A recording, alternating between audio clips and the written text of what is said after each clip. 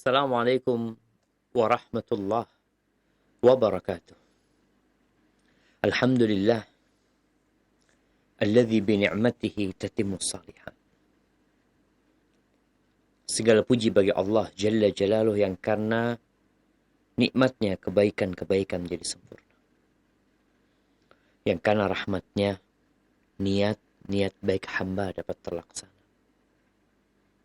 Allahumma salli wa sallim wa zid wa barik wa an'im ala sayyidina wa maulana Muhammadin wa ala alihi wa ashabihi ajma'in. Ya Allah, semoga salawat, salam, berkah dan nikmat senantiasa Engkau curahkan untuk hamba kekasih-Mu, untuk baginda Nabi kita Muhammad alaihi salatu wassalam, untuk keluarga beliau, untuk istri-istri beliau, untuk putra-putri beliau, dan untuk seluruh sahabat Nabi.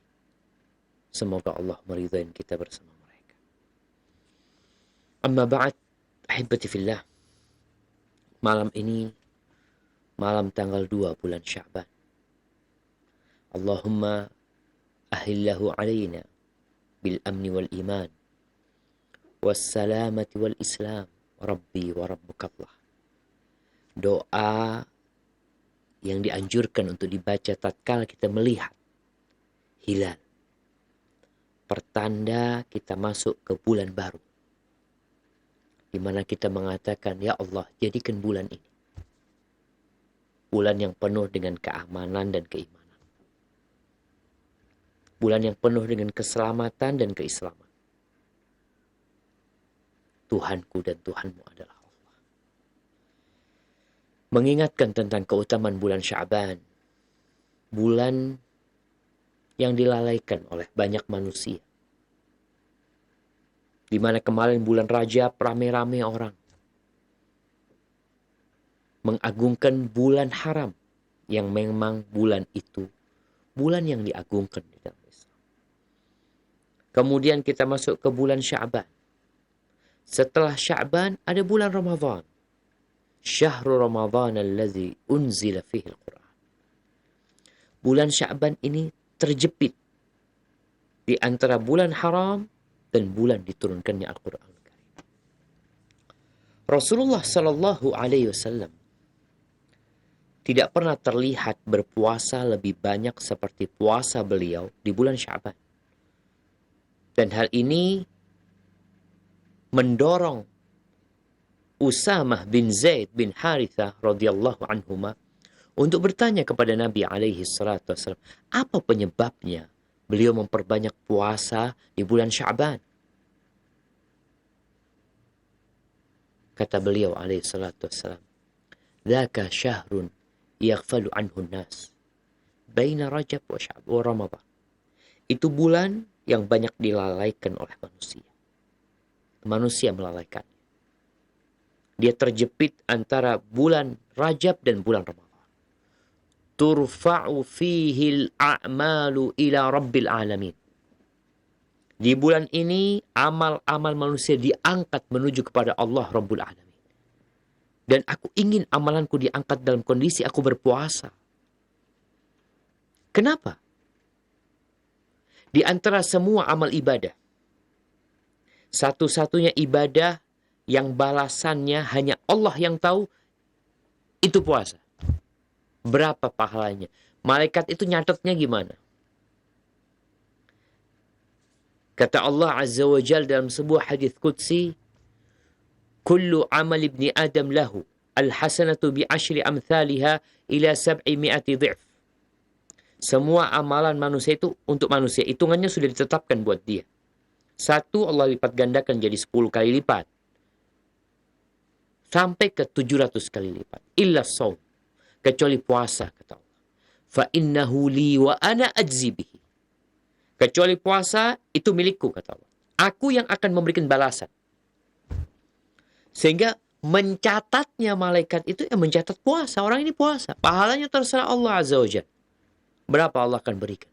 Maka dari itu Rasulullah SAW ingin ketika amalan diangkat itu di dalamnya ada ibadah puasa yang diangkat. Itu pula yang menyebabkan kenapa Nabi alaihi salatu wassalam merutinkan puasa Senin dan Kamis. Kadang kala beliau puasa berhari-hari, sepekan puasa, mungkin 2 pekan puasa. Kadang kala beliau nggak puasa. Ketika nggak puasa beliau tetap puasa Senin dan Kamis. Karena hari itu hari diangkatnya amal. Dan Sya'ban ini adalah qabliyahnya Ramadan. Maka alhamdulillah ada kesempatan bagi kita untuk mulai puasa. Hari ini, besok malam, besok pagi kita puasa. Atau lusa. Yang ingin puasa Daud di bulan Sya'ban, ahlan wa sahlan. Dia mau puasa sehari enggak. Atau dia mau puasa Senin Kamis di bulan Sya'ban, tafadhal. Yang penting usahakan. Ajak keluargamu untuk juga puasa. Sehingga anak-anak masuk bulan Ramadan nggak kaget lagi dia. Udah biasa puasa. Dan mengingatkan juga para ummahat. Para putri-putri Adam. Yang punya utang. Ini kesempatan untuk bayar utang. Alhamdulillah ada waktu sebulan kira-kira. Mungkin kau punya utang 7 hari, 8 hari. Lunasi. Setelah lunas, lanjutkan dengan puasa sunnah. Memang ada larangan puasa di pertengahan bulan Sya'ban. Tapi larangan itu untuk yang nggak biasa puasa. Kalau engkau sudah puasa dari awal, aman insyaAllah engkau puasa setelah pertengahan Sya'ban. Jamaah rahimakumullah, alhamdulillah kita masuk ke bab 299. Bab, kata Imam Bukhari rahimahullahu ta'ala dalam kitabnya Al-Adabul Mufrad, babun ad-du'a inda sawa'iq. Bab doa ketika ada halilintar. Apa yang dibaca? Ketika ada sa'iq. Yang suaranya membuat jantung ini kadangkala seperti berhenti. Yang memekikkan telinga. Yang tatkala, ya anak masih kecil dulu. Kita kalau takut itu, ambil bantal, kita tutupin telinga kita.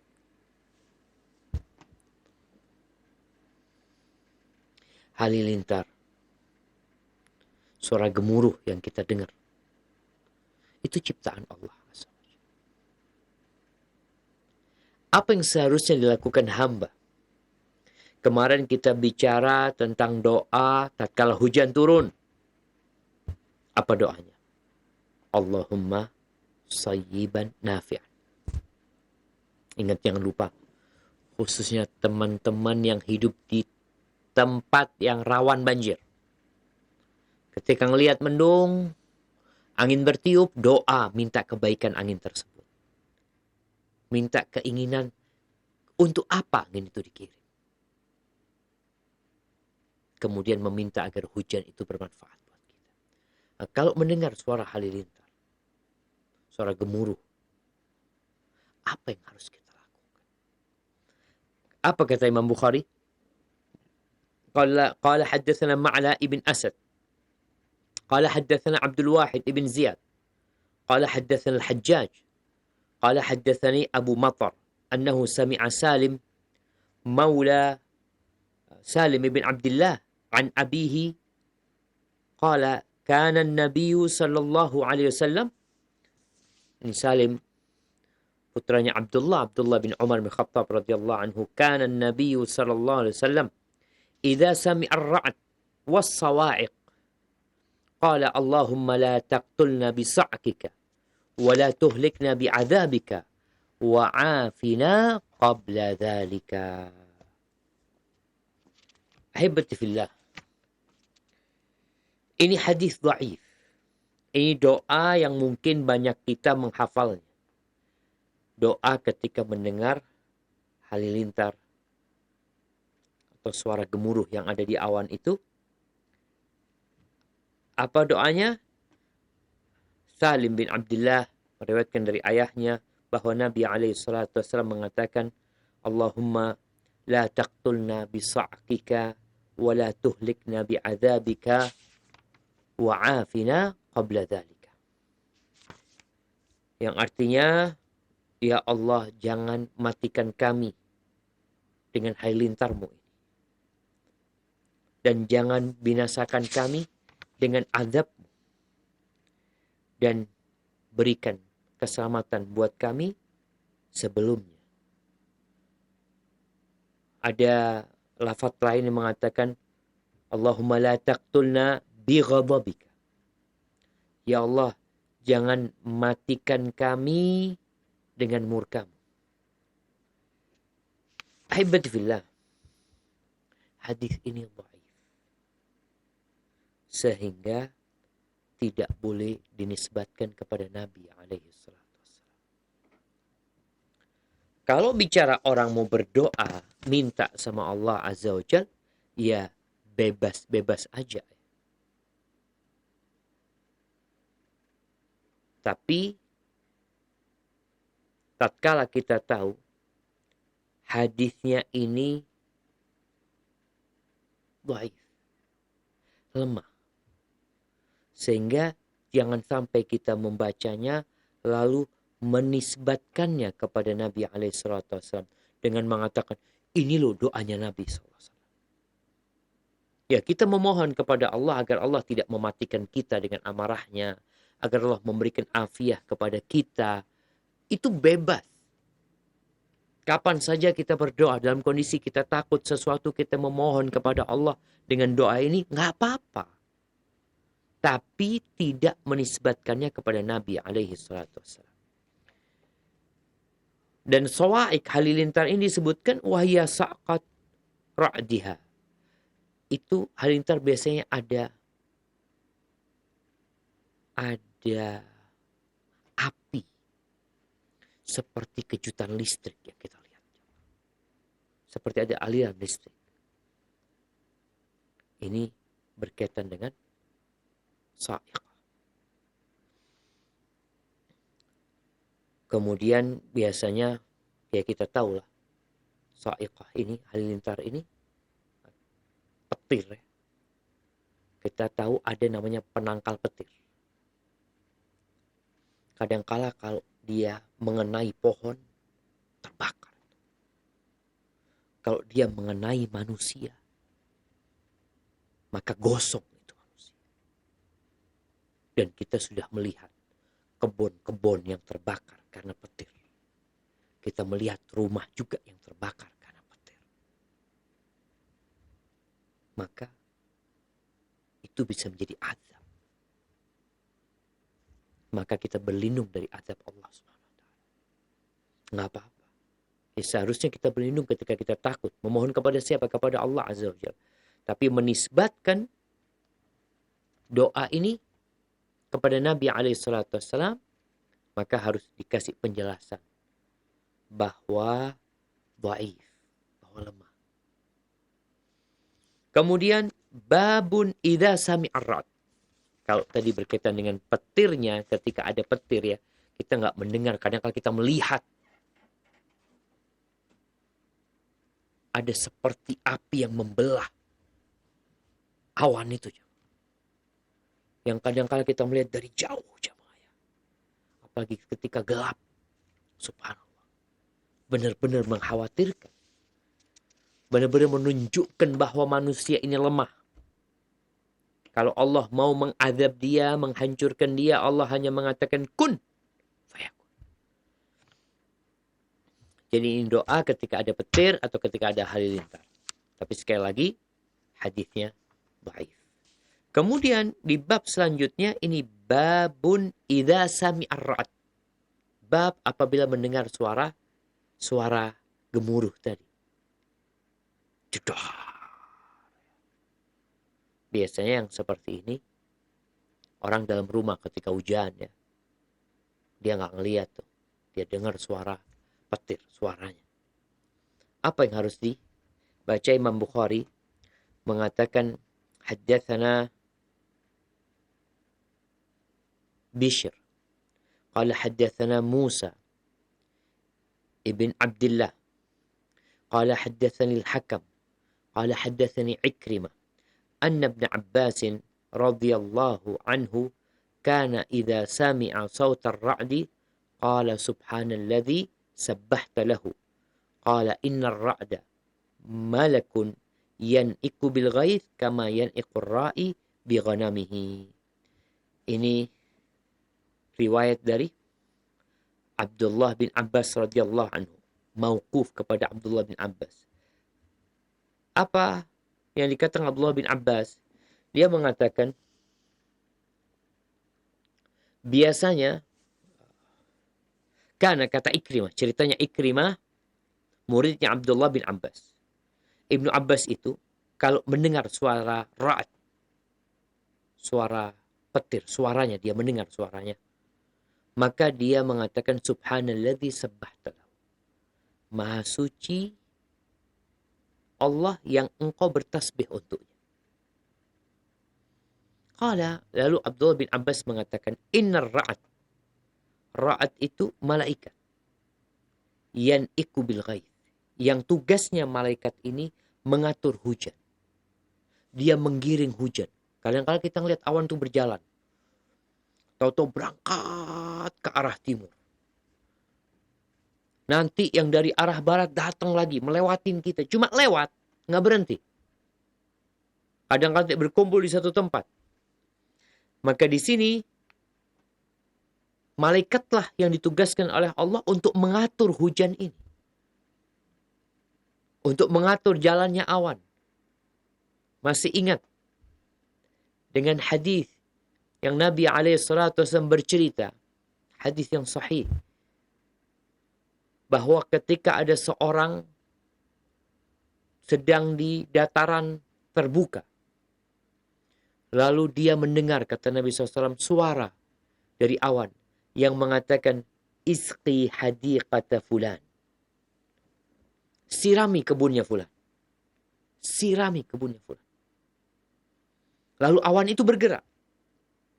Di sini ada malaikat yang kata Nabi SAW, ya, hadis Abdullah bin Abbas tadi itu, ada yang marfu kepada Nabi SAW. Apa kata Nabi SAW? Ar-ra'du malakun minal malaik. Ar-ra'ad itu malaikat. Petir itu malaikat. Dan antara malaikat muwakkalun bisahab, yang tugasnya ngatur awan. Biyadaihi au fiyadihi mikhraqun min nar. Di tangannya itu ada semacam cemeti dari api. Yang dengannya dia menggiring awan. Was-saut alladhi yusma'u minhu. Suara yang didengar itu zajruhu as-sahab. Itu suara malaikat ketika menggiring itu awan. Idza zajarahu hatta yantahi ila haitsu amar. Sampai ke tempat tujuannya. Hadis ini disahihkan oleh Syekh Albani rahimahullahu taala. Adapun ucapan Abdullah bin Abbas ini tentang doa subhana man sabbahat lahu, sanadnya dhaif. Tapi kembali kepada cerita tadi yang Rasul SAW menceritakan ada orang yang mendengar suara. Antum beriman enggak? Masa Ustaz? Kita beriman. Orang-orang kafir itu berusaha untuk menghayalkan ada makhluk namanya alien. Ada makhluk dari luar sana yang datang hendak menjajah bumi. Mereka bikin film, mereka bikin cerita. Kita dari dulu beriman bahwa Allah menciptakan manusia dari tanah. Menciptakan malaikat dari cahaya. Menciptakan jin dari api. Makhluk itu ada. Ada makhluk asing memang. Ada malaikat Allah, ada jin. Jadi itu orang yang mendengar suara dari awan, dia mendengar suara iski hadiqata fulan, sirami kebunnya fulan. Diikutin nih. Awan itu bergerak. Ketika disuruh, awan itu nggak berhenti di sana, bergerak menuju ke padang batu. Dari tanah menuju ke padang batu. Sampai padang batu itu turun hujan. Batu tidak menyerap air. Sehingga kata dia, semua air yang turun itu menuju ke satu selokan. Ada selokan. Batu itu mengecil, ada jalannya air. Diikutin sama orang ini. Diikutin. Sampai ke kebunnya orang. Di situ ada orang yang sedang ngatur pengairan. Di air, sama cangkulnya ya, dia arahkan itu jalannya air. Lalu orang ini langsung tanya, "Mas muka, namamu siapa?" Dia, "Fulan." Namanya sesuai dengan yang disebutkan di awal. Yang ditanya ini heran, "Kenapa engkau tanya namaku?" gitu loh. Orang biasanya yang ngobrol, tahu-tahu dia tanya nama. Kata dia, "Apa yang kau lakukan dengan kebunmu ini?" Apa yang kau lakukan? "Aku mendengar namamu disebutkan di awan, yang airnya sekarang masuk ke kebunmu ini."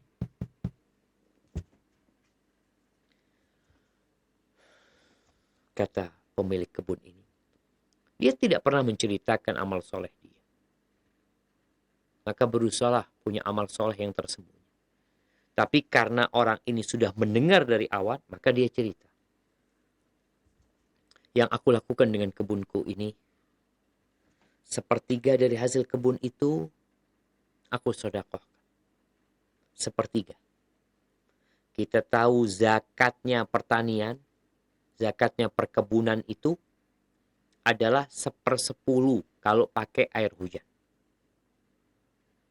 Dia keluarkan 1/3. Kemudian yang 1/3-nya aku makan sama keluargaku.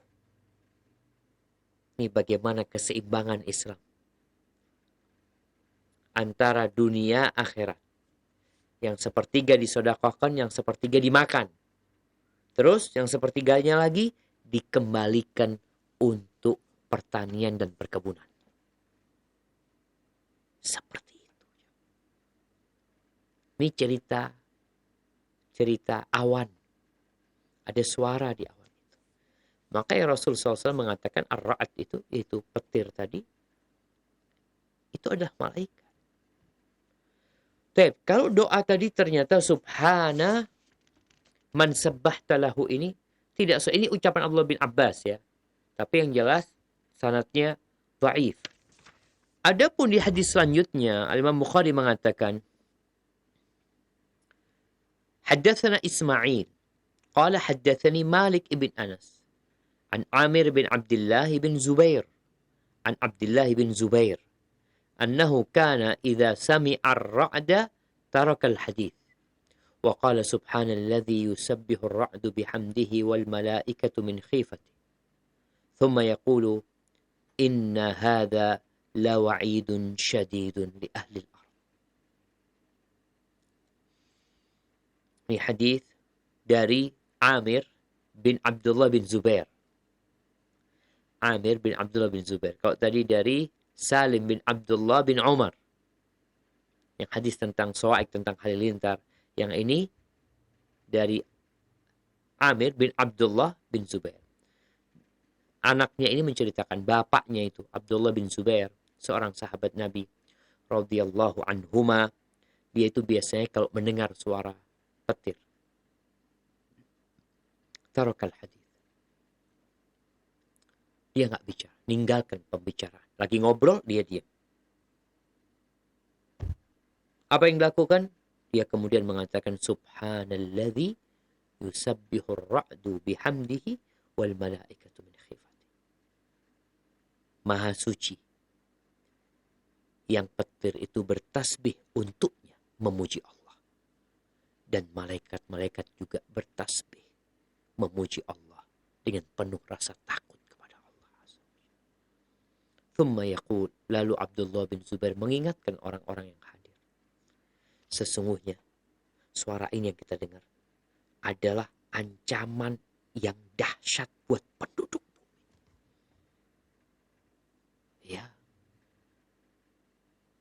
Di mana manusia nggak bisa berbuat apa-apa.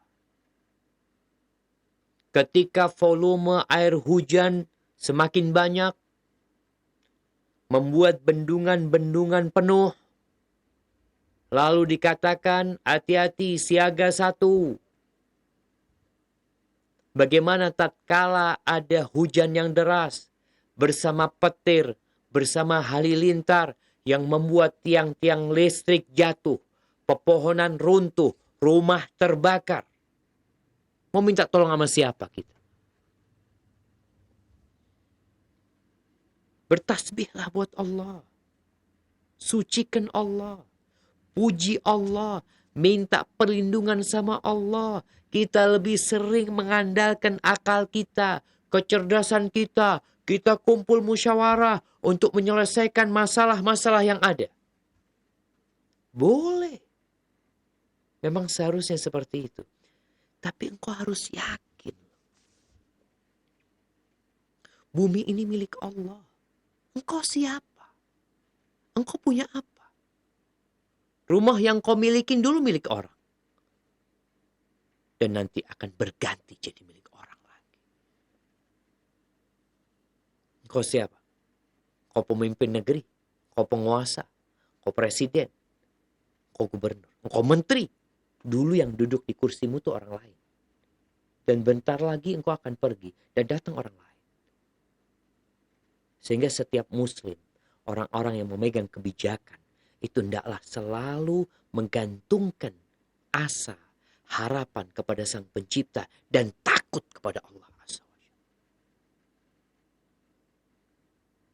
Tatkala terdengar suara petir, lagi musyawarah, lagi rapat, diam.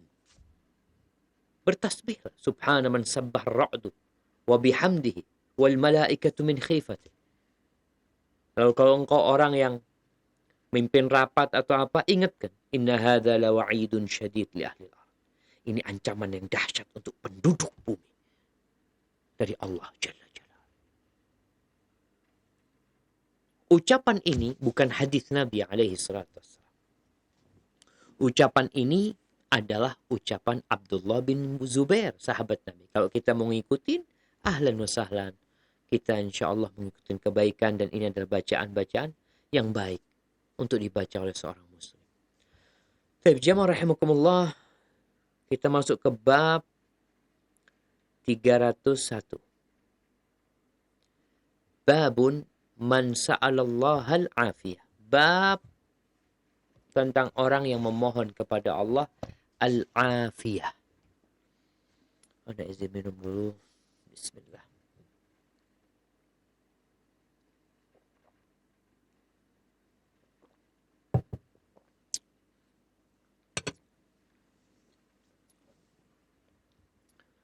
Alhamdulillah.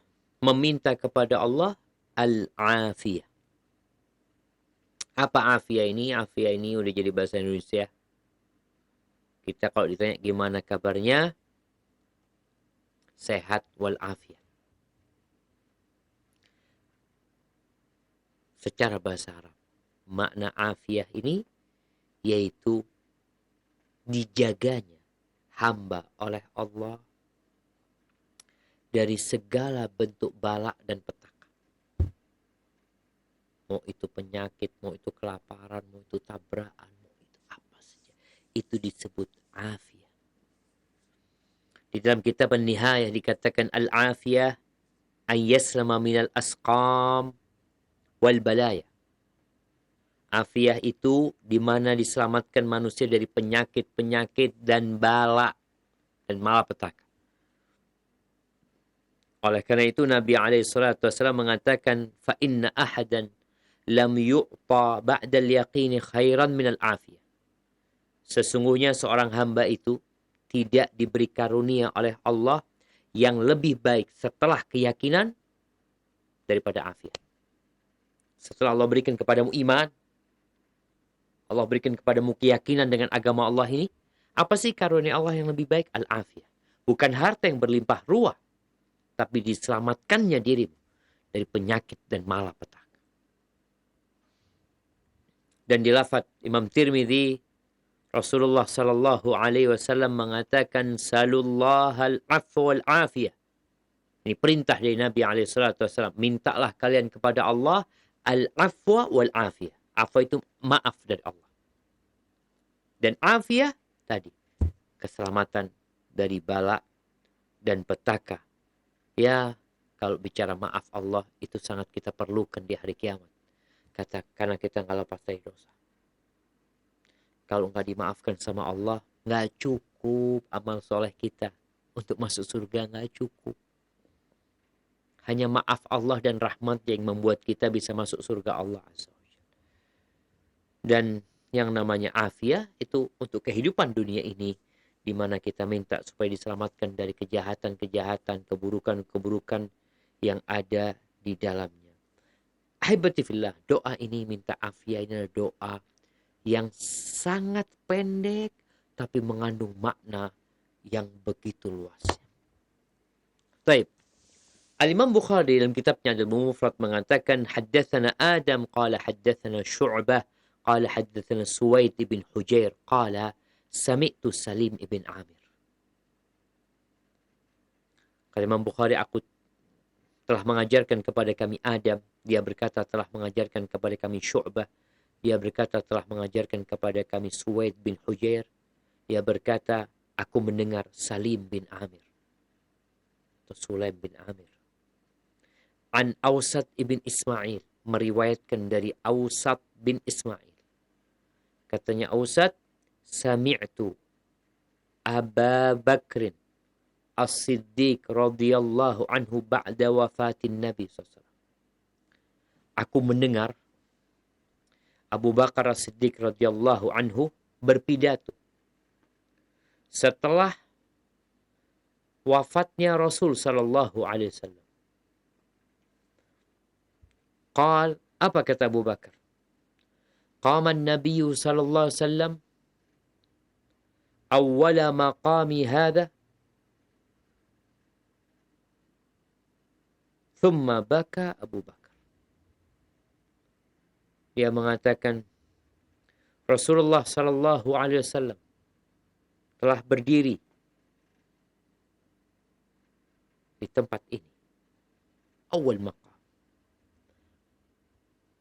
Di tempat berdirinya Abu Bakar ini, Rasulullah berpidato di sana, Abu Bakar berpidato di sana. Abu Bakar menceritakan awal Nabi SAW berdiri di sana. Kemudian Abu Bakar nggak bisa melanjutkan ucapannya. Abu Bakar menangis. Di riwayat lain dikatakan fakhanaqathul ibra thalatha marrat. Terisak-isak Abu Bakar, nggak bisa melanjutkan pidato. Dia ingat Nabi SAW. Yang biasa berdiri di mimbar itu adalah Rasulullah SAW. Di mana para sahabat yang diantaranya Abu Bakar As-Siddiq radhiyallahu anhu, mereka duduk menyimak, mendengarkan, memperhatikan pidato yang disampaikan oleh Rasulullah SAW, dan ternyata beliau sudah meninggal.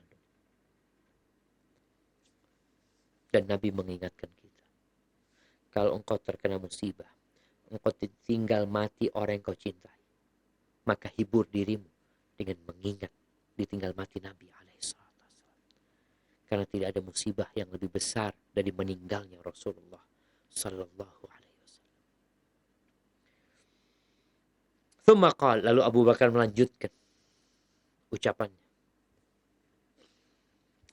Beliau mengatakan, alaikum bisidqi fa innahu ma'al birri wa huma fil jannah. Wa iyyakum wal kadhiba fa innahu ma'al fujur wa huma fin nar. Hendaklah kalian jujur. Hendaklah kalian jujur. Kejujuran ini mahal, jemaah. Kita hidup di masa banyak kebohongan.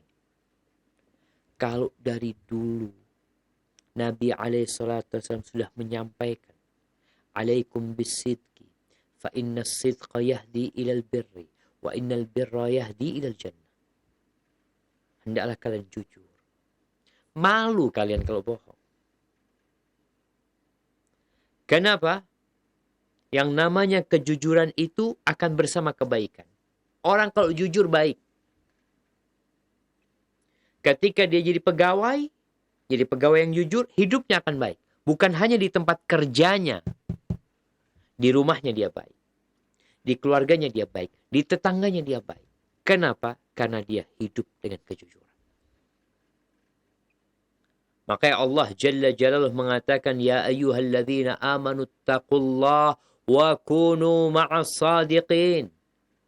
Wahai orang-orang yang beriman, bertakwalah kepada Allah, takutlah kepada Allah, laksanakan perintah Allah, jauhi larangan Allah, bersyukur kepada Allah, jangan kufur sama Allah, ingat sama Allah, jangan lupakan Allah. Wa kunu ma'as shadiqin.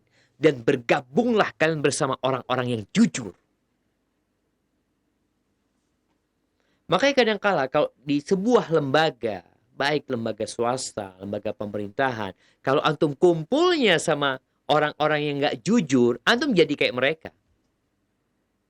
Makanya kalau kita lihat di negeri kita, yang namanya ya korupsi, itu di satu lembaga, ya udah korupsi semua sebenarnya di sana. Karena dikatakan sistemnya seperti itu. Jadi semuanya.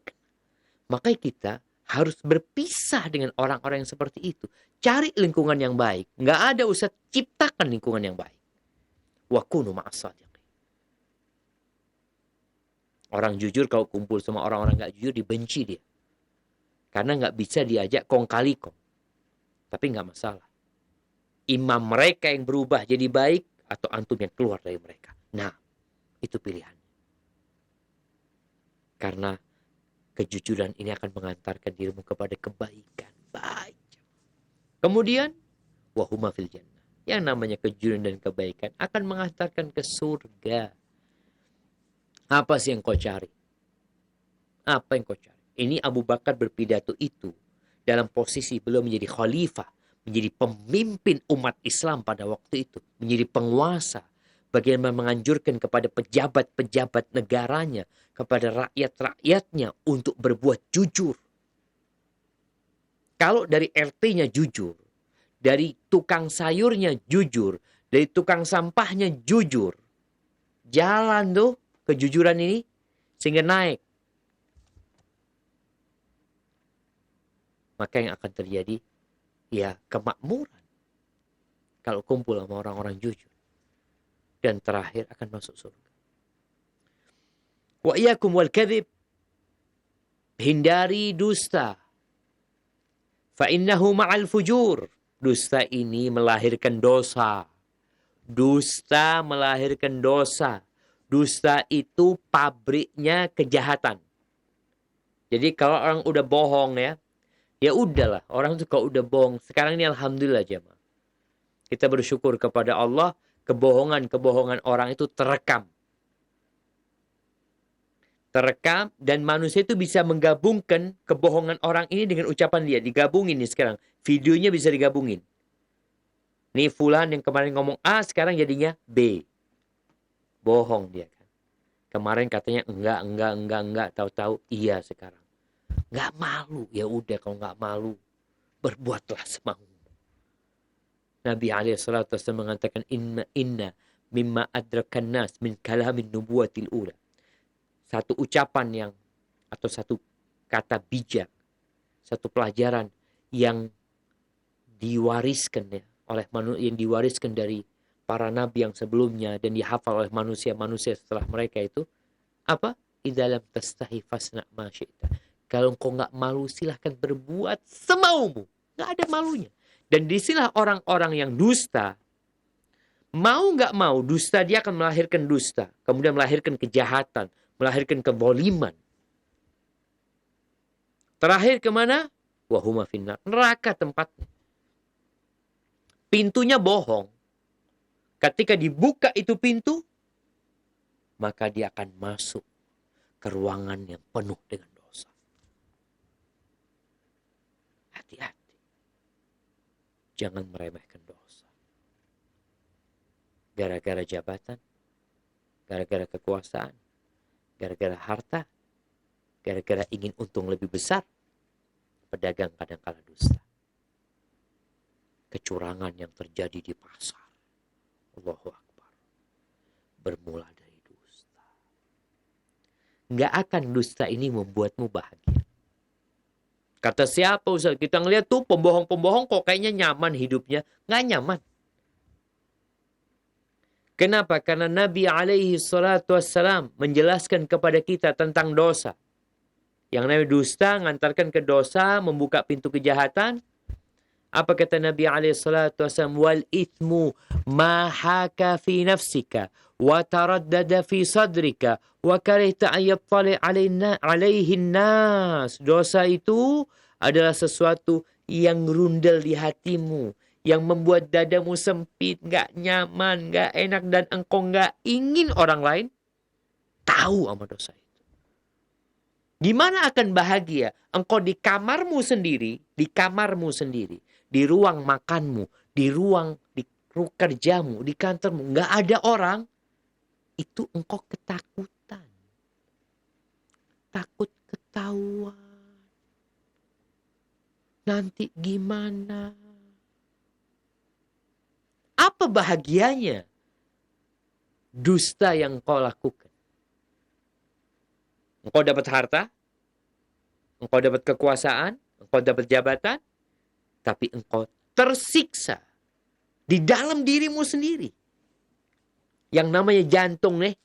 Jantung nih wadahnya kebahagiaan. Gimana kalau jantungmu ya seperti orang yang jantungnya berdetak dengan kencang. Gak ada kebahagiaan. Maka Abu Bakar sebagai seorang khalifah mengingatkan rakyatnya. Mengingatkan orang-orang di sekitarnya. Beliau mengatakan, alaikum bisid. Jujur. Jangan takut karena kejujuran. Keuntunganmu berkurang. Jangan takut karena kejujuran. Engkau akan diusir. Insya Allah. Dengan kejujuran.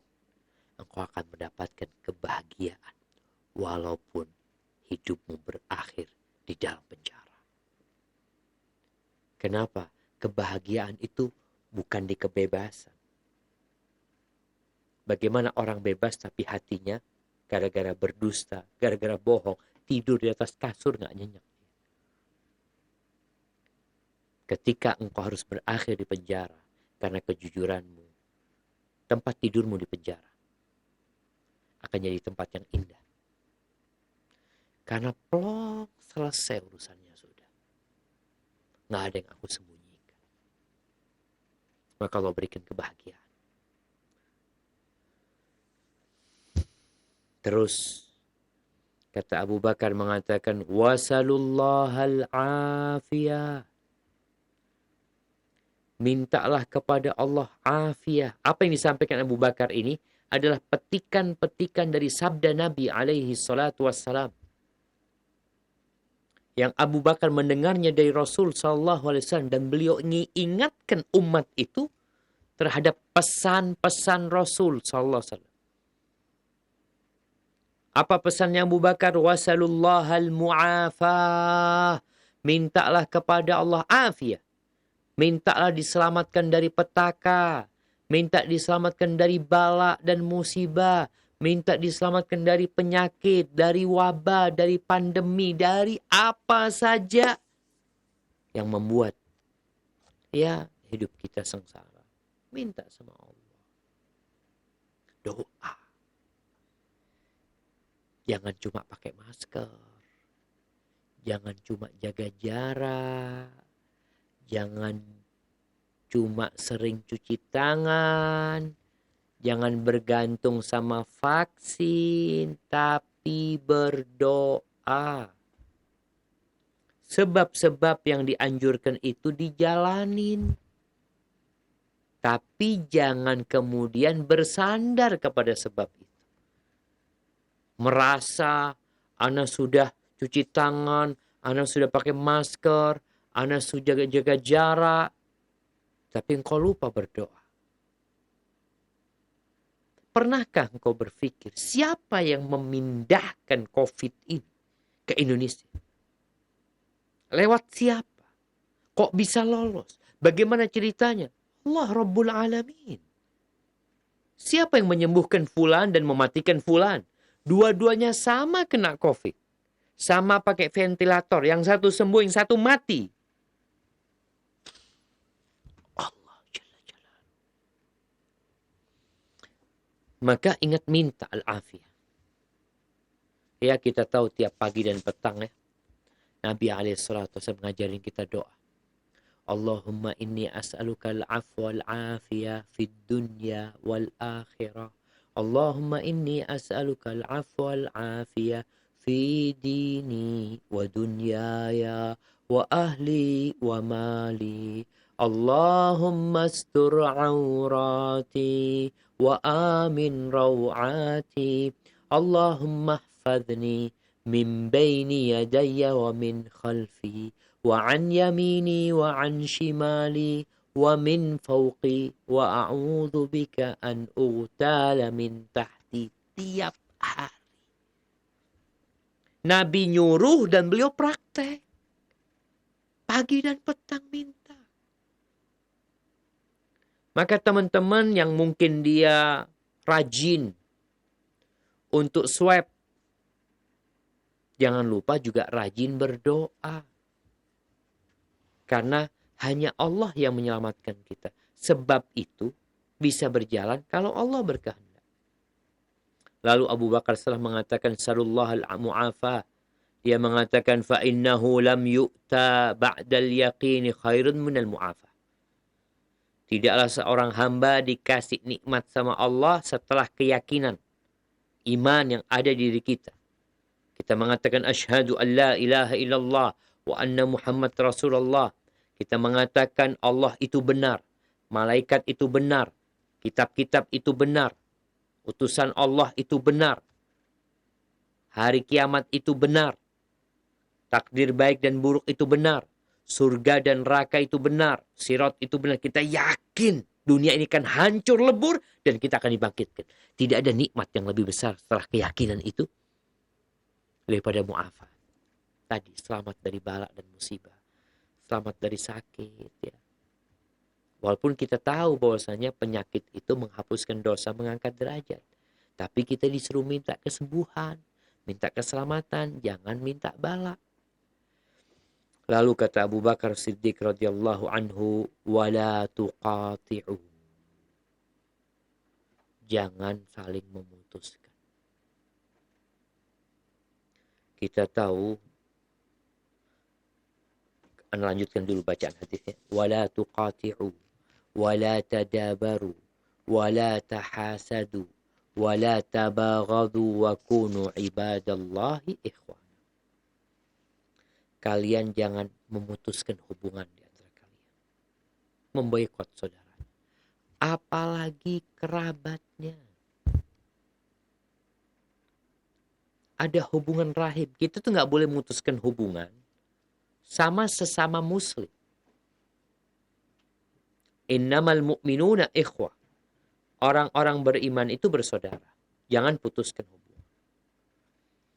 Apalagi kalau babnya rahim. Yang kata Nabi alaihi salatu wassalam, la yadkhulul jannata qati'. Nggak masuk surga orang yang memutuskan rahimnya. Nggak masuk surga. Bayangin nih orang sholat malam ya. Nih orang puasa sunnah, nih orang rajin berzikir, nih orang baca Quran. Tapi dia memutuskan silaturahim. Ini di bulan Sya'ban. Di antara hadis yang sahih yang berkaitan dengan keutamaan nisfu Sya'ban. Itu di malam nisfu Sya'ban itu. Allah mengampuni seluruh hamba-hambanya. Kecuali dua manusia. Yang satu musyrik, yang satu menyimpan dendam kepada saudara. Tidak ada amalan khusus di malam nisfu Sya'ban. Melainkan Allah menjelaskan. Jaga hatimu dari kesyirikan. Ikhlaskan amalanmu untuk Allah. Tapi itu belum cukup. Engkau harus bersihkan hatimu dari dendam sama saudaramu. Dari kedengkian kepada saudara. Kenapa? Karena orang-orang pada diampuni. Ini orang yang rajin sholat, gara-gara nyimpen dendam, gara-gara nggak bersih hatinya, nggak diampuni dosanya. Maka Nabi mengatakan la tuqatiu, Abu Bakar ini dalam riwayat ini la tuqatiu, jangan memutuskan hubungan kalian itu. Ustaz, ana sakit hati sama dia, kerabatnya. Dan yang paling banyak memutuskan silaturahim, harta. Harta. Biasanya masalah warisan. Atau lisan. Ngomongnya nggak dijaga. Maka hendaklah para keluarga, ini kesempatan bulan Sya'ban, sebelum masuk bulan Ramadan ya. Biasanya banyak mohon maaf ini itu, engkau mohon maaf dengan sungguh-sungguh kepada orang yang kau sakiti. Dan engkau yang dimintai maaf, terima maaf dia. Jangan sok suci engkau. Sok nggak pernah nyakitin orang. Sok orang yang paling bersih. Pertanda hatimu nggak bersih itu, engkau sulit memaafkan saudaramu. Tapi kalau hatimu bersih, engkau buka tuh pintu maaf buat saudara. Apalagi benar dia minta maaf sama engkau. Perkara setelah itu engkau anak nggak mau dekat lagi sama dia, Ustaz, takut ada masalah. Nggak apa-apa sudah. Yang penting jangan memutuskan hubungan. Bukalah pintu maaf. La tuqal, jangan putus. Wala tadabaru, jangan saling memberikan punggungmu kepada saudara. Berjumpa, balik semuanya. Seperti minyak sama air. Kalau ada fulan di majelis itu, anak nggak ada. Ada anak, fulan pergi.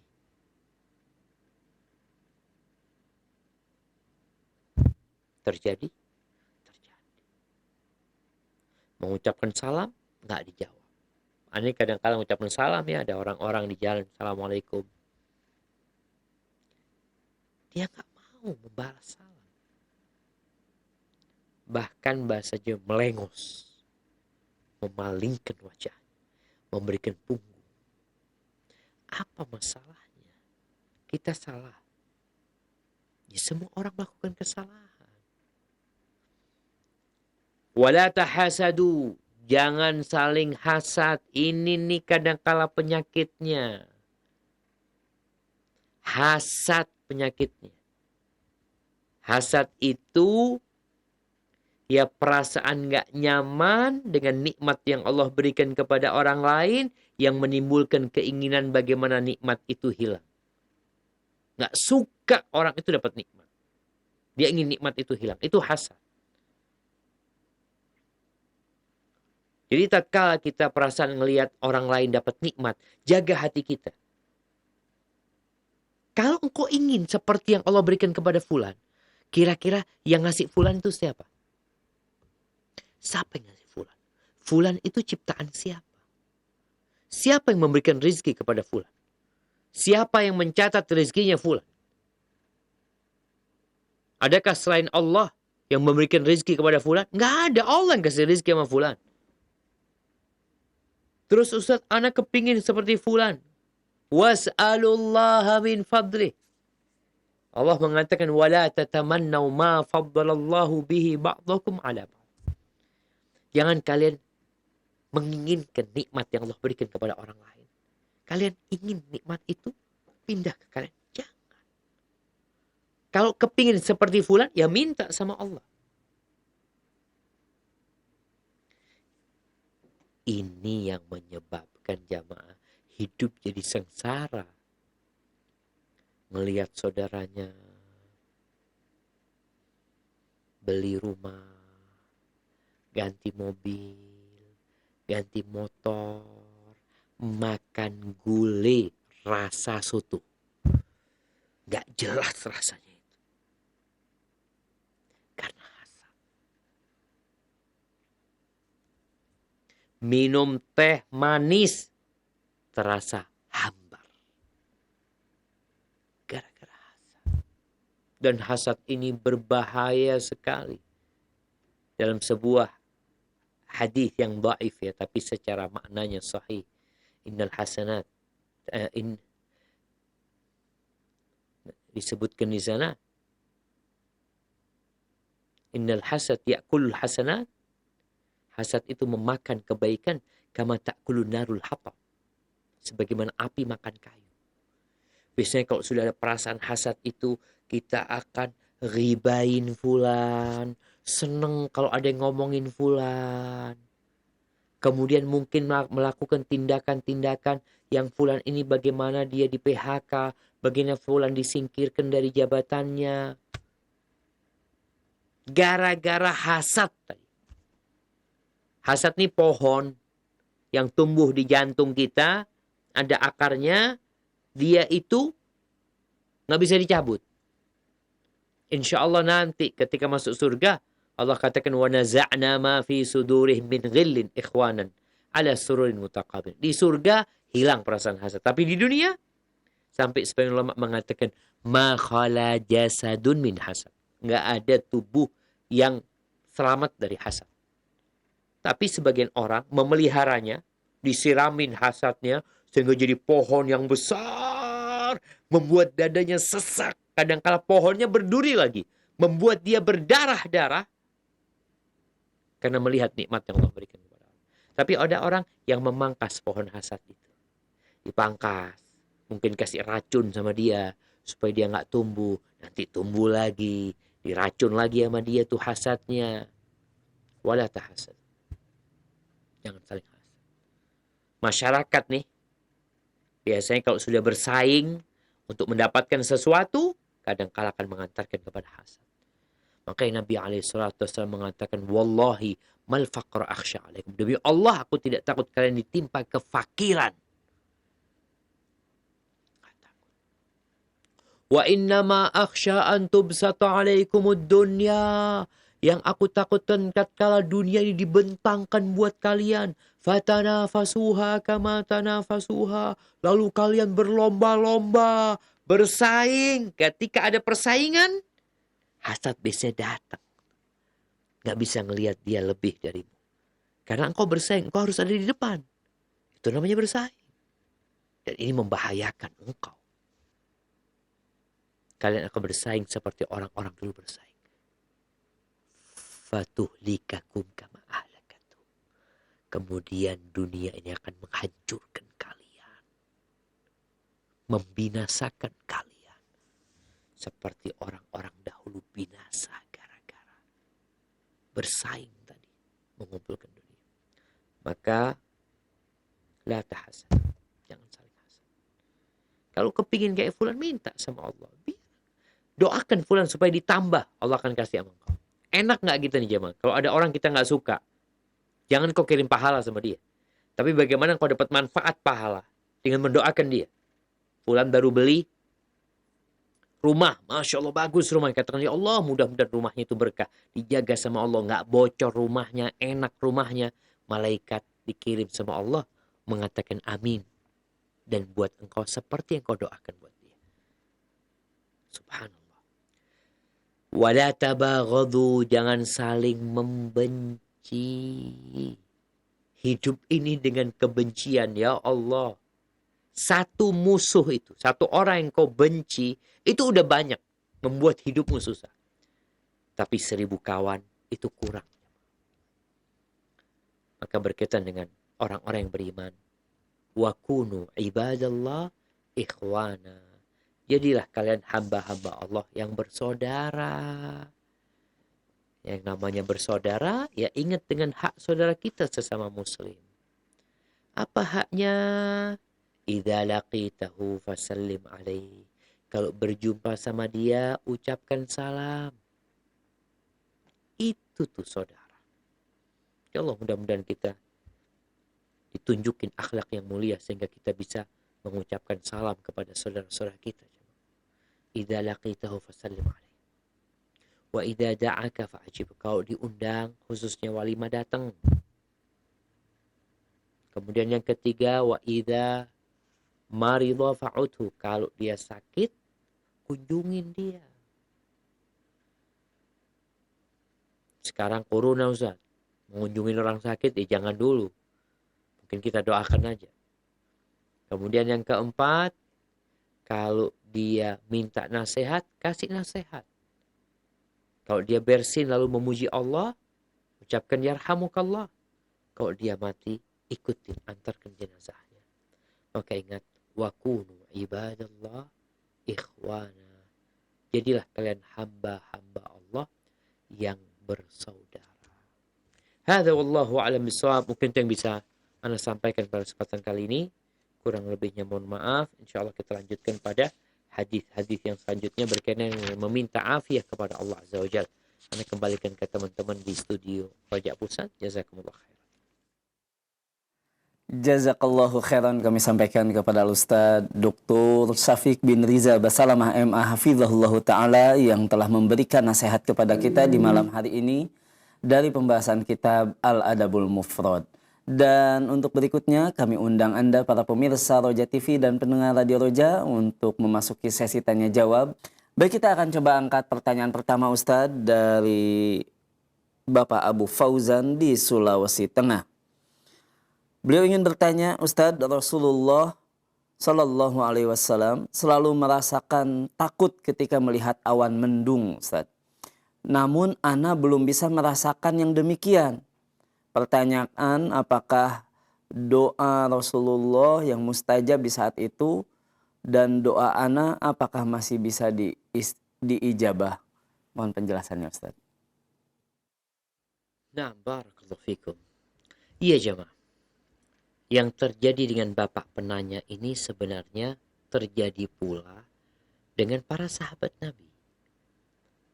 Bagaimana cerita Aisyah radhiyallahu taala anha dalam hadis yang kita baca, bahwasanya Aisyah, ya Rasulullah, aku ngelihat kalau lagi ada awan gelap, ya ada mendung, aku ngelihat engkau kok takut ya, engkau keluar masuk.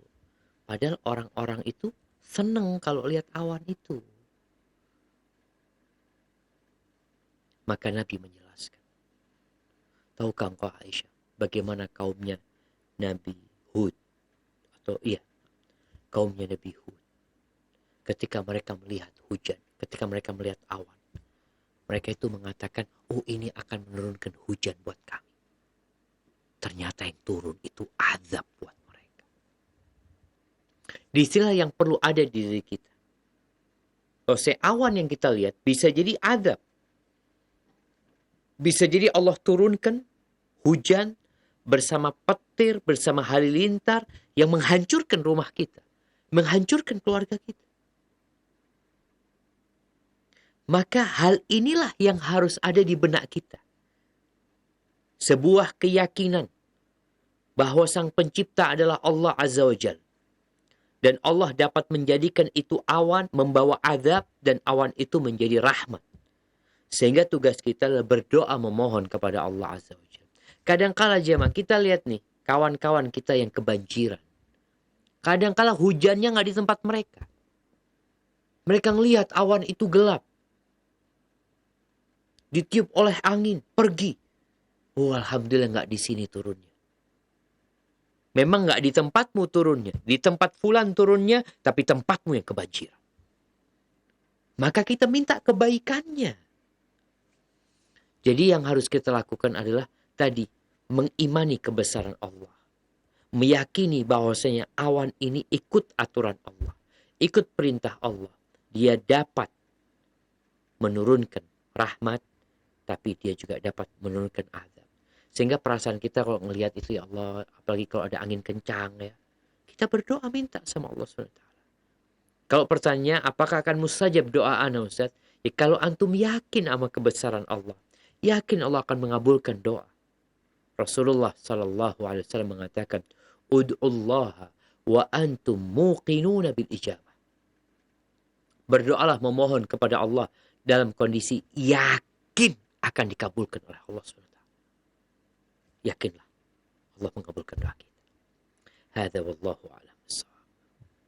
Jazakallahu khairan Ustaz atas penjelasannya. Dan berikutnya kita akan coba angkat penanya melalui line telepon. Kami persilahkan. Iya. Jazakallahu khairan Ustaz atas. Mohon untuk penanya mengecilkan terlebih dahulu televisi atau radionya. Halo. Iya. Assalamualaikum warahmatullahi wabarakatuh. Waalaikumsalam warahmatullahi wabarakatuh. Dari siapa di mana Bapak?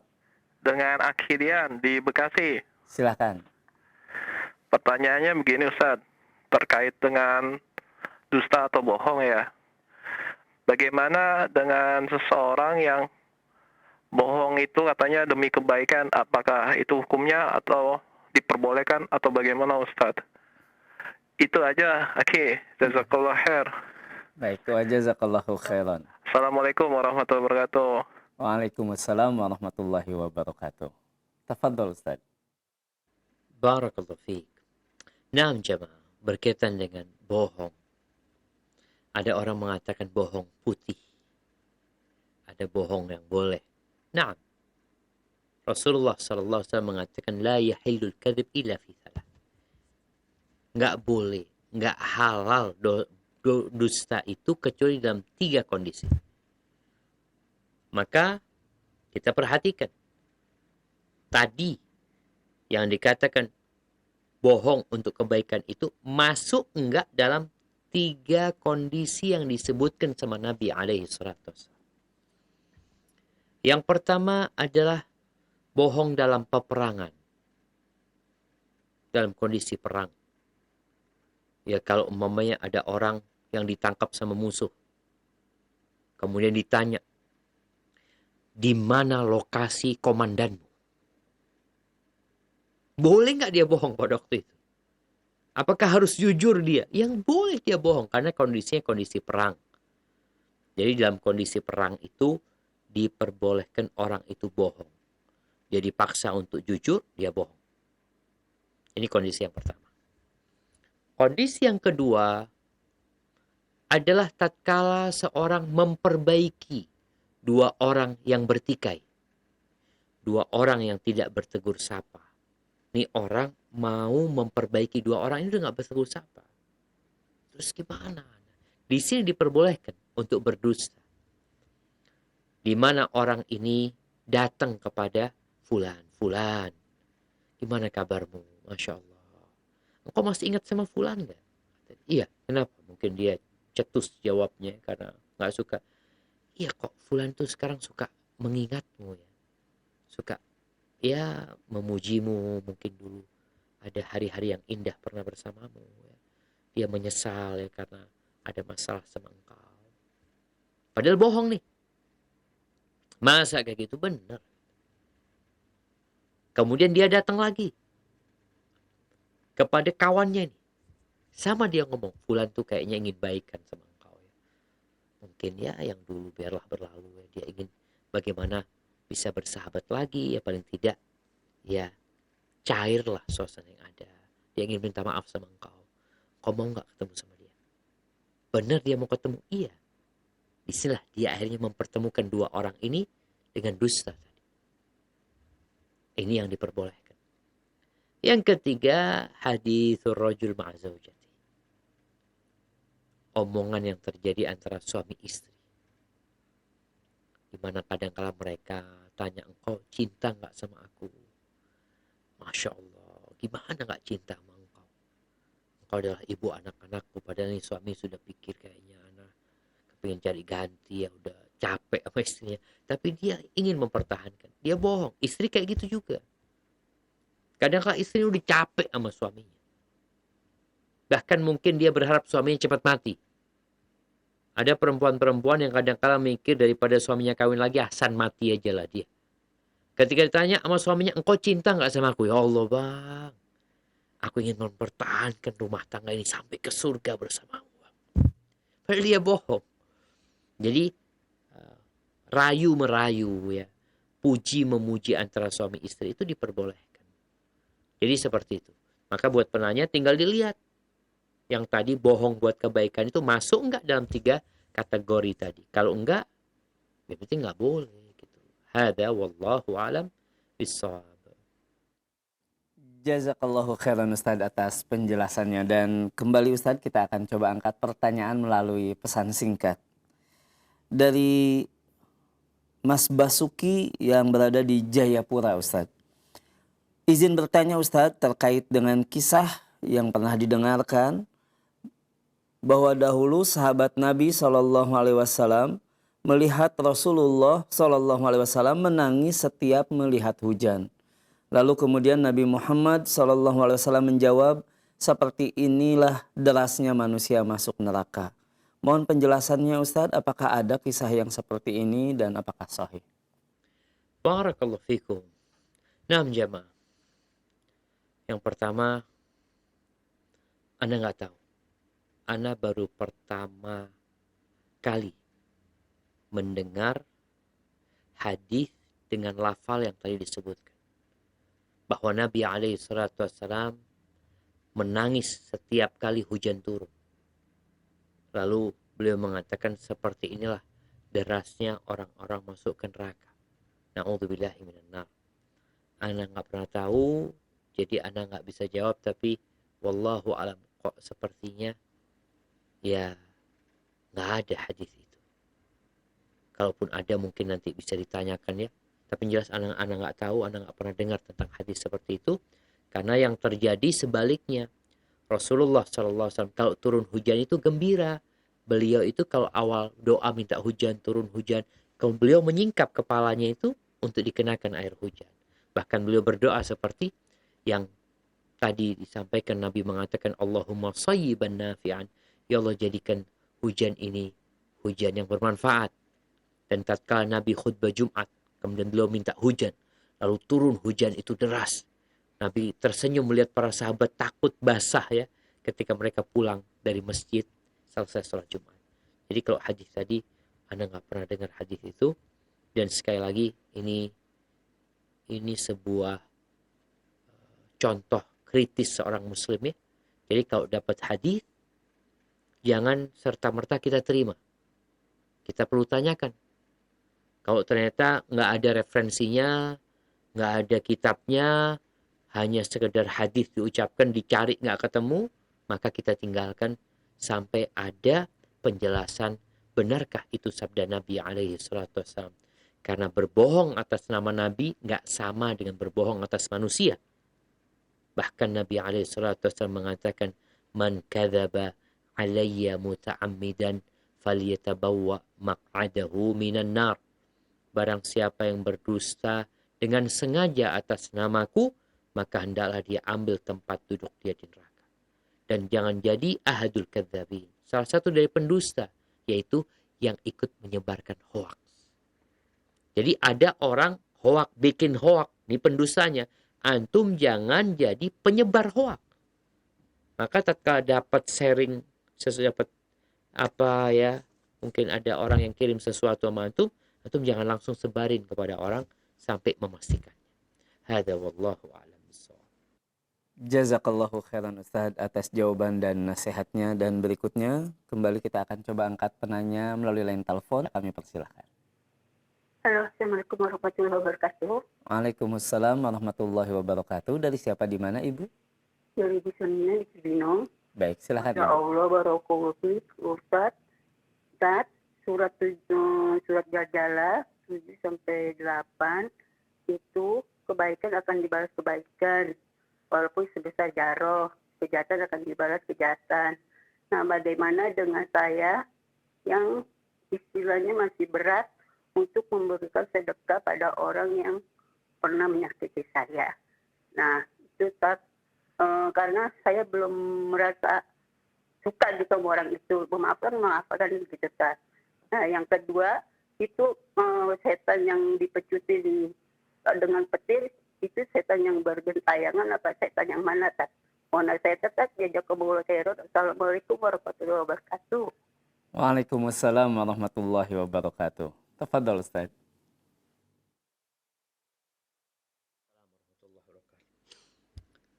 Naam, barakallahu fiik. Subhanallah Ibu. Ya. Yang pertama, kita berbuat baik itu kepada orang bukan mengharapkan balas budi dari orang tersebut. Ibu ini kan bicara dia sulit ya untuk berbagi lagi, untuk bersedekah kepada orang yang mungkin pernah menyakiti dia. Peristiwa ini pernah terjadi di masa Nabi alaihi salatu wassalam. Mungkin Ibu pernah mendengar cerita di mana putrinya Abu Bakar radhiyallahu anhuma, Aisyah, istrinya Nabi alaihi salatu wassalam, pernah diisukan berzina. Salah satu yang ikut menyebarkan berita itu itu sepupunya Abu Bakar. Namanya Mistah. Mistah ini miskin. Bahkan hidup itu dari santunan Abu Bakar. Kok ternyata dia bukan menjaga lisannya, malah ikut-ikut menyebarkan berita bohong. Maka setelah Allah turunkan ayat-ayat yang membebaskan kesucian Aisyah dari tuduhan orang-orang itu. Di surat An-Nur. Ayat 9 sampai 11 kalau nggak salah. Atau yang selanjutnya. Itu Abu Bakar bersumpah nggak mau lagi ngasih santunan kepada Mistah. Udah selamat tinggal udah sama Mistah. Akhirnya Allah tegur. Nggak boleh kayak gitu. Bahkan Allah mengatakan falyafu walyasfahu ala tuhibbuna ayyaghfirallahu lakum. Hendaklah mereka itu memaafkan. Hendaklah mereka itu udah melupakan kesalahannya. Gak usah kasih sanksi sama mereka. Apa kalian gak ingin diampuni sama Allah SWT? Allah mengatakan itu. Apakah kalian tidak ingin diampuni sama Allah? Ampuni mereka. Maafkan mereka. Kalian juga banyak dosanya sama Allah. Ketika ayat itu turun, Abu Bakar minta maaf sama Allah. Bala ya Allah, kami ingin diampuni dosa-dosa kami. Maka Abu Bakar membayar sumpahnya. Lalu dia menyantuni Mistah dan bersumpah tidak akan pernah memutuskan santunan yang dia berikan. Jadi kalau ibu sakit hati, wajar gitu loh. Tapi kalau kita melihat, Ana juga punya salah sama Allah gitu. Kalau orang itu berbuat salah sama Ana, ya wajarlah lawang Ana banyak salahnya sama Allah. Apalagi kadang-kala orang itu kerabat kita, tetangga kita ya, yang kita berusaha untuk berbuat baik sama dia.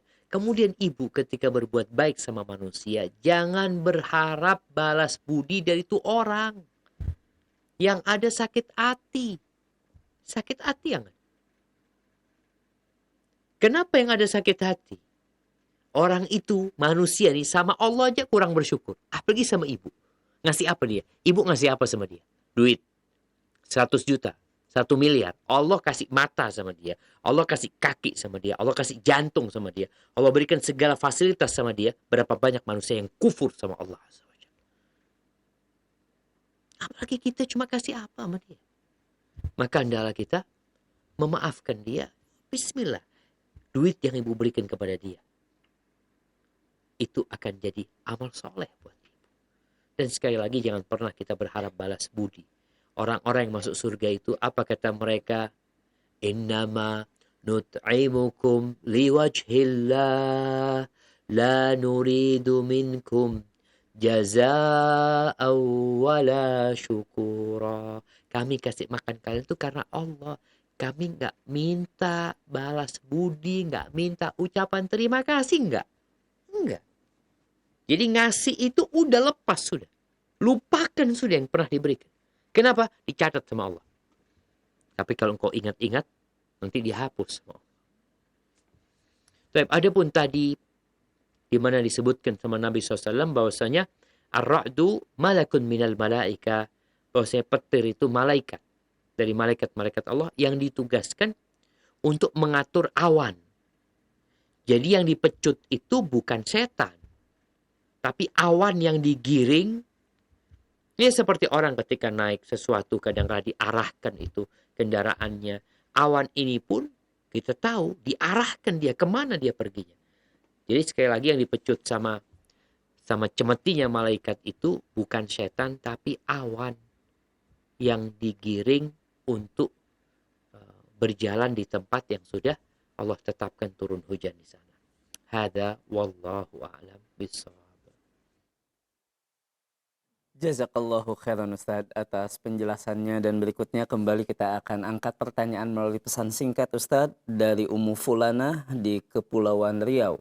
Yang bertanya Ustaz, izin bertanya, ana apabila melihat status teman yang memamerkan makanan atau sedang jalan dengan keluarga atau foto selfie, di hati ana merasa panas Ustadz melihatnya.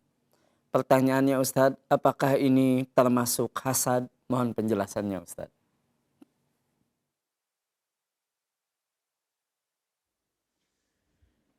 Barakallahu fikum. Nah, yang pertama nasihat ana, jangan ngelihat status orang. Jangan ngelihat status orang.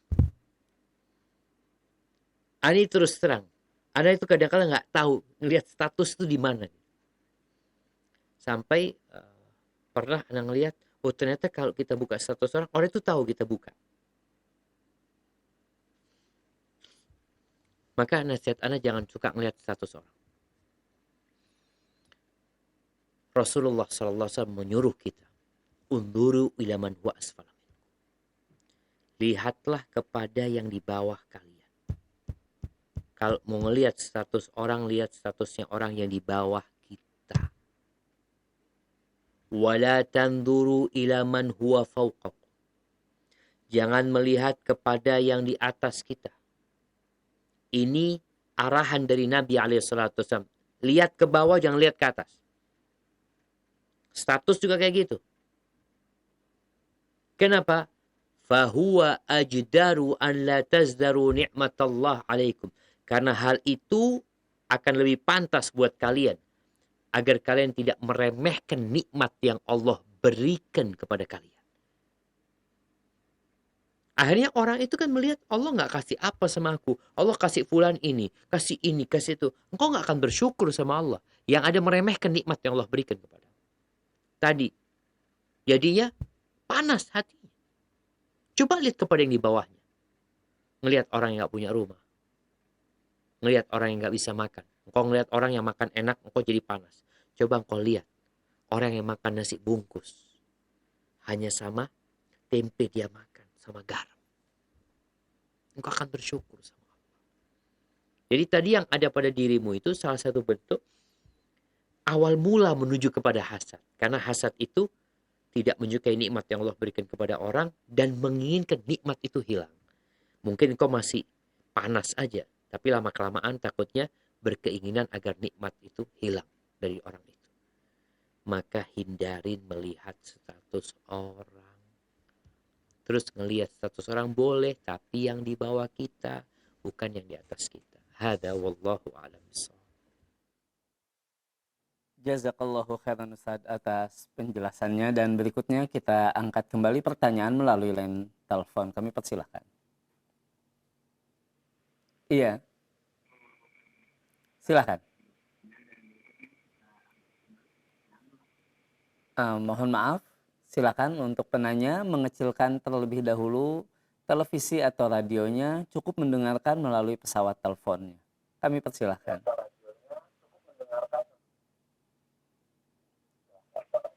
Silakan. Oh, begini Pak Ustadz ya. Baik, dari siapa di mana Bapak? Pak Supiat dari Cicalengka, Bandung. Baik, silakan Pak Supiat. Pak Supiat, mohon televisinya bisa dikecilkan terlebih dahulu. Siap. Iya, baik. Silakan Pak Supiat. Iya. Ini Pak Ustadz ya. Silakan Pak Supiat. Iya. Ini Pak Ustadz ya. Mohon maaf Pak, tampaknya televisinya masih suaranya terdengar sehingga terjadi feedback. Atau dimatikan sementara Pak, cukup mendengarkan lewat telepon dulu untuk pertanyaannya. Oke, udah ya Pak? Ya baik, silakan Pak. Ya oke. Begini Pak, tadi saya simak ya bahwa awan itu diatur, digiring oleh malaikat segala macam ya. Ya? Iya, silakan. Dan menurunkan hujan di suatu tempat yang telah ditentukan. Nah, dalam hal aturan-aturan begitu itu, yang diatur itu supaya baik ya. Tidak menimbulkan macam-macam ya Pak Ustadz ya. Iya, pertanyaannya Bapak? Pertanyaannya, kok hujan tersebut kadang-kadang membawa bencana, padahal udah diatur oleh malaikat seperti tadi dibesarkan oleh Pak Ustadz. Demikian aja Pak Ustadz ya. Mohon penjelasannya. Assalamualaikum warahmatullahi wabarakatuh. Waalaikumsalam warahmatullahi wabarakatuh. Tafadhol Ustaz. Waalaikumsalam warahmatullahi wabarakatuh. Nah, Masya Allah, pertanyaan yang menarik nih, Jamaah. Gimana tuh awan yang diatur ternyata bisa menyebabkan bencana.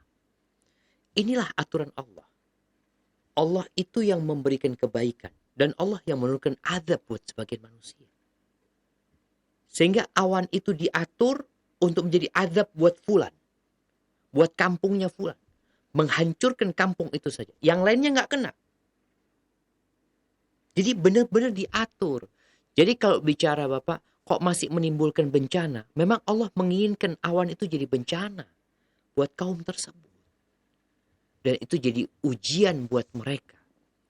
Sehingga kadangkala awan itu manfaat buat suatu kaum, bencana buat kaum yang lainnya. Siapa yang mengatur itu? Allah Azza wa Jalla. Sehingga di sinilah keyakinan kita. Kenapa kalau kita ngelihat awan, kita suruh berdoa, ya Allah minta kebaikannya dan berlindung dari keburukannya. Nabi itu alaihi salatu wassalam kalau melihat ada angin bertiup dengan kencang, Nabi itu takut. Nabi berdoa memohon kepada Allah, ya Allah aku minta kebaikannya dan aku berlindung dari keburukannya. Karena hal itu bisa jadi baik, bisa jadi buruk. Begitu pula tadi awan yang diatur. Awan itu diatur untuk menurunkan hujan di satu kampung, sehingga kampung itu jadi subur, dan bisa jadi dikirim ke kampung yang lain, sehingga hasil panen mereka itu membusuk dan rusak. Tugas kita meminta kepada Allah kebaikannya. Mungkin seperti itu. Hadza wallahu a'lam bishawab. Jazakallahu khairan Ustadz atas penjelasannya, dan untuk berikutnya Ustadz, kembali kita akan angkat pertanyaan terakhir melalui line telepon. Kami persilahkan. Iya. Iya, kami persilahkan. Assalamualaikum. Waalaikumsalam warahmatullahi wabarakatuh. Dari siapa di mana Bapak? Dari Ahmad Aliasan di Riau. Baik. Ustaz. Silakan Bapak.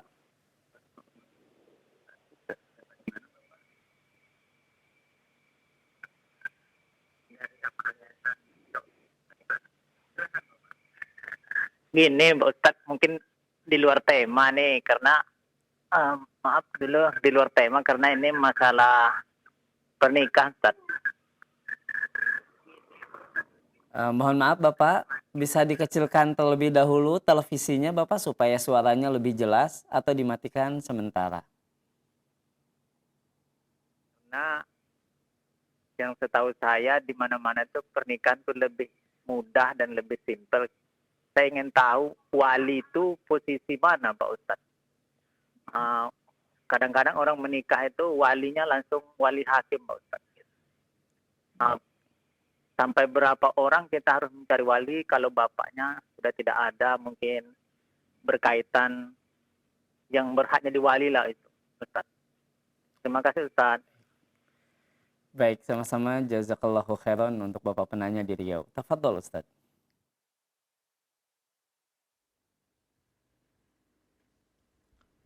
Nah, barakallahu fiik.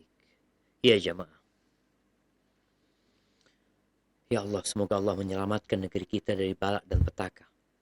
Karena Anda melihat fenomena perzinaan, fenomena seks bebas, na'udzubillah, telah merajalela, dan tayangan-tayangan di televisi, di media-media, mengumbar aurat, membangkitkan syahwat, ya. Yang akhirnya kadang-kala orang kawin tuh tanpa wali. Semau dia kawin.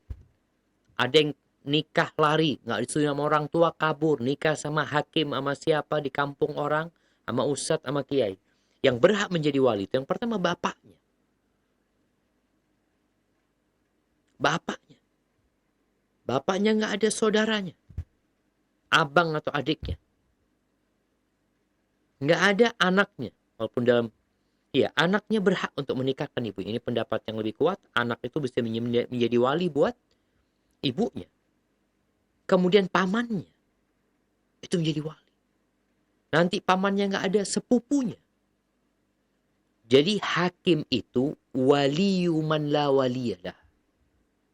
Hakim yang dimaksud di sini adalah hakim yang ditetapkan oleh pemerintah. Bukan ustadz, bukan kiai. Tapi hakim yang ditetapkan oleh pemerintah yang posisinya mewakili pemerintah yang berkuasa. Di negeri kita ada pengadilan agama, ada KUA.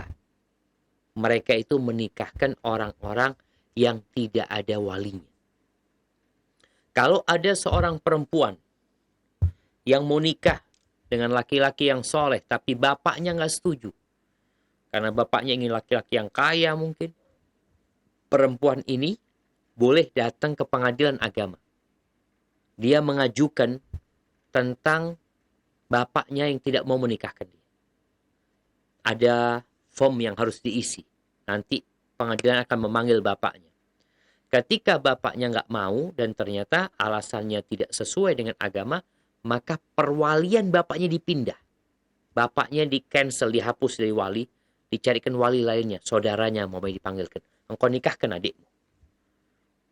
Ini lewat pemerintah. Karena masih ada walinya. Hakim ini hanya memindahkan perwalian tersebut. Jadi yang wali hakim itu adalah yang memang nggak ada walinya. Seperti anak zina, nggak ada walinya. Atau keluarganya udah mati semua. Dia ini anak gelandangan. Nggak punya keluarga. Nggak tahu dia. Dia dulu dibuang umpamanya. Siapa walinya? Hakim jadi walinya. Jadi kalau masih ada walinya, maka nggak boleh memindahkan perwalian kepada hakim. Dan ingat yang dimaksud dengan hakim ini adalah pemerintah yang di negeri kita ini diwakilkan kepada pengadilan agama atau pihak KUA ya. Hadza wallahu a'lam bishawab. Itu yang bisa Anda sampaikan pada kesempatan kali ini. Kurang lebihnya mohon maaf. Anda kembalikan ke teman-teman di Jakarta. Jazakumullah khair.